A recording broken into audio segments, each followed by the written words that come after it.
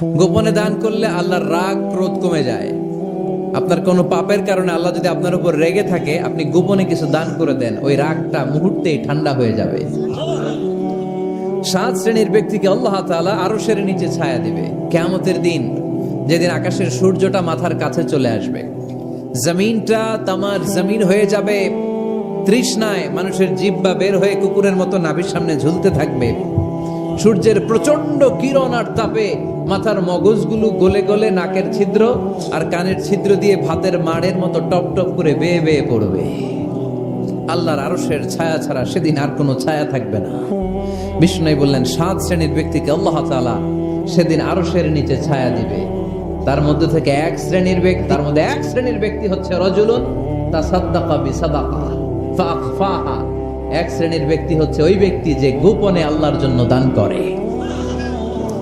আযাব লা তা'লামু শিমালুহু মা তুনফিকু ইয়ামিনু, এমন গোপনে এসে আল্লাহর রাস্তায় দান করে দেয়, তার ডান হাত কি দান করেছে বাম হাত টের পায় না।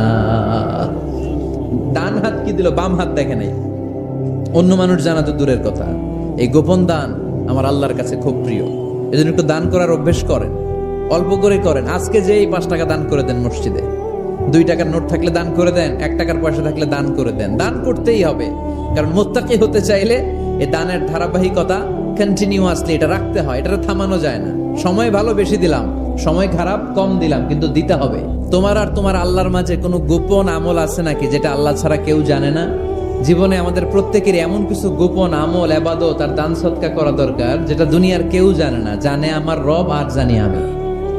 এরকম দান থাকার দরকার আছে না নাই? তোমার জীবনে এমন কোন গোপন সাদাকা আছে নাকি যেটা আল্লাহ ছাড়া কেউ দেখেনি? এই গোপন সাদাকাটা আল্লাহ খুব পছন্দ করে। এখানে মাদ্রাসা, আজকে আমার ভাই অমুক ভাই দিবেন 2 লক্ষ টাকা, বলেন মারহাবা। এটা উনি আল্লাহর জন্য দিতে পারে, মারহাবার জন্য দিতে পারে, ঠিক কিনা? কিন্তু রাতের আধারে রাস্তার পাশ দিয়ে হেঁটে যাচ্ছেন, মসজিদের দান বাক্সটা লেখা, উপরে সাইনবোর্ডে লেখা মুক্ত হস্তে আল্লাহর ঘরের জন্য দান করুন। কেউ নাই, কাক পক্ষী নাই, রাত বাজে 2টা, হঠাৎ করে পকেট থেকে 1000 টাকার বা 100 টাকার কচকচে নোটটা আপনি দান করে দিলেন। ওই দানটা 1 কোটি টাকার দানের চেয়েও বড় দান। কারণ দুনিয়ার কেউ তখন দেখে নাই, দেখেছে কে? কেউ যেটা দেখে না সেটা দেখে কে? কেউ যেটা জানে না সেটা জানে কে? সবার চোখ ফাঁকি দেয়া গেলেও আমার আল্লাহর চোখ ফাঁকি দেয়া যায়? এজন্য দান করতে হবে একজনের খুশির জন্য। তিনি কে? এজন্য রাব্বুল আলামিন বলেন, মাসালুল্লাযীনা ইউনফিকুনা আমওয়ালাহুম ফি সাবিলিল্লাহি কামাসালি হাব্বা আমবাতাত 7 সানাবিলা ফি কুল্লি সুমবুলাতিন মিআতু হাব্বা ওয়াল্লাহু ইউদাঈফু লিমান ইয়াশা ওয়াল্লাহু ওয়াসিউন আলীম। সুবহানাল্লাহ পড়েন। আল্লাহ বললেন, এই যে তোমরা আমার রাস্তায় দান করো, এটার উপমা একটা চারা বীজের মতো। এই চারা বীজ জমিনে গেড়ে দিলে সেখান থেকে 60টা শীষ গজায়, প্রতিটা শীষ থেকে 100টা করে দানা হয়, প্রতিটা শীষে জন্ম নেয় শত শস্য দানা। সুবহানাল্লাহ। চারা বীজ চিনেন না? মাটিতে ঢুকাই দিলেন, 60টা শীষ গজালো, প্রতিটা শীষে আবার 100টা করে দানা, মোট কটা হইলো? 700টা। এক চারা বীজ থেকে যেমনি 700 দানা গজায়, তেমনি 1 টাকা দান করলে এরকম 700 গুণ সওয়াব আপনার আমলনামায় ঢুকাই দিবে কে? যারা দুনিয়ার বুকে প্রকাশ্যে গোপনে দান করত, সচ্ছল আর অসচ্ছল অবস্থায় দান করত, কিয়ামতের দিন যখন তাদেরকে তাদের আমলনামা দেয়া হবে, আমলনামা দেখে বলবে, আল্লাহ এত সওয়াব দুনিয়ার বুকে আমি করি নাই, অন্য কারো আমলনামা তোমার ফেরেশতারা ভুল করে আমারে দিয়েছে। আল্লাহ এত আমলনামা তো আমি করি নাই, এত নেক কাজ কোত্থেকে আসলো? এটা আমার না, তোমার ফেরেশতারা ভুল করে আরেকজনেরটা গছাই দিছে আমারে। আল্লাহ বলবে, না, আমার ফেরেশতারা ভুল করে না। সুবহানাল্লাহ পড়েন। ফেরেশতারা কখনো ভুল করতে পারে না, এটা তোমারই আমলনামা, আমার আমলনামা, আমি তো এত সওয়াব করি নাই। আল্লাহ বললেন, তুমি যে ওই আমার খুশির জন্য দান করেছো, ওই ছোট্ট দানটাকে আমি বড় করে তোমার আমলনামায় ঢুকাই দিচ্ছি। হাদিসে এসেছে, কামা ইউরাব্বি আহাদুকুম ফুলুয়া, তোমরা যেমনি ছাগল পালো, বাছুর পালো, আল্লাহ তাআলা তোমাদের দানটাকে এরকম পেলে পুষে বড় করে। তো এই যে গাভী যখন বাচ্চা দেয়, বাছুর হয়, খুশি লাগে না আপনাদের? মালিক কি করে? এটারে খাওয়ায়, খাইয়ে দাইয়ে পেলে পুষে বড় করে না কুরবানির হাটে বিক্রির জন্য। আল্লাহ বললে তুমি যে ওই ছোট্ট দান করেছো, তোমার এই ছোট্ট দানটা আমিও এটারে খাইয়ে দাইয়ে পেলে পুষে বড় করে উহুদ পাহাড়ের সমান করে তোমার আমল নামায় ঢুকিয়ে দিয়েছি। এজন্য আল্লাহ বললেন আল্লাযীনা ইউনফিকুনা ফিস সাররাই ওয়াদ দাররা, মুত্তাকিদের প্রথম গুণ সচ্ছল আর অসচ্ছল উভয় অবস্থায় আল্লাহর জন্য তারা দান করে। সুবহানাল্লাহ পড়ে। মুত্তাকিদের 2 নাম্বার গুণ আল্লাহ বললেন ওয়াল কাযিমিনাল গায়জ। মুত্তাকিরা শুধু সুখে দুঃখে সচ্ছল অসচ্ছল অবস্থায় তারা দান করে না।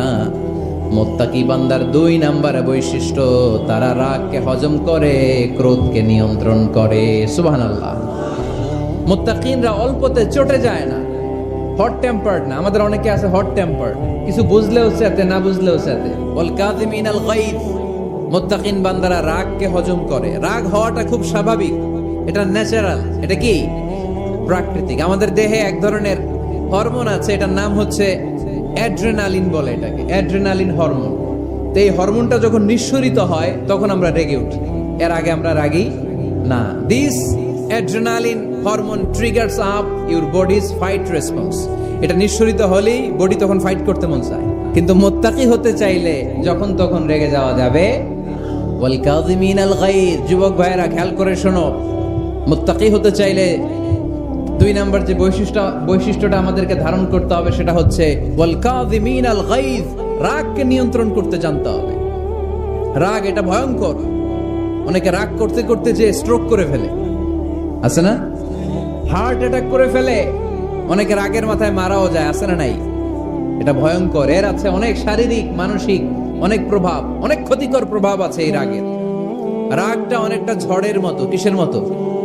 ঝড় যেমনি একদিক থেকে এসে সব ভেঙে চুরে তছনছ করে লন্ড ভন্ড করে দিয়ে আরেক দিকে সাঁ করে চলে যায়, রাগও তেমন একদিক দিয়ে আসে সব শেষ করে দিয়ে আরেক দিকে চলে যায়, ঠিক কিনা? এর রাগের মাথায় পৃথিবীতে কত খুন খারাপই ঘটেছে, ঠিক কিনা? বাবা ছেলের মধ্যে রাগ আছে না নাই? বন্ধু বন্ধুর মধ্যে, বন্ধু কয় এটা আমারে দে, ওই বন্ধু বলে না দিব না, রেগে গেছে, কিলাকিলি ঘুষাঘুষি আছে না নাই? বাবা ছেলের মধ্যে জমি জমা নিয়ে হয় না অনেক সময়? বাবা কয় এই জমি তুই পাবি না, পোলায় কয় আমার এই দিবা তুমি। বাপে কয় না দিমু না, পোলায় কয় দিবা। বাপে কয় তোরে তেজ্য পুত্র করে দিলাম, পোলায় কয় তোমার মাথায় আমি কোপ মাইরা দিলাম। আছে না? লেগে গেল, মারাত্মক ঝগড়া। হাজবেন্ড ওয়াইফের মধ্যে এগুলো আর হয় না, তাই না? রাগারাগি। খবরদার, এগুলোকে বাড়তে দেয়া যাবে না। শয়তান খালি গুতায়। শয়তান চায় কি করে ফ্যামিলিকে ব্রেক ডাউন করা যায়।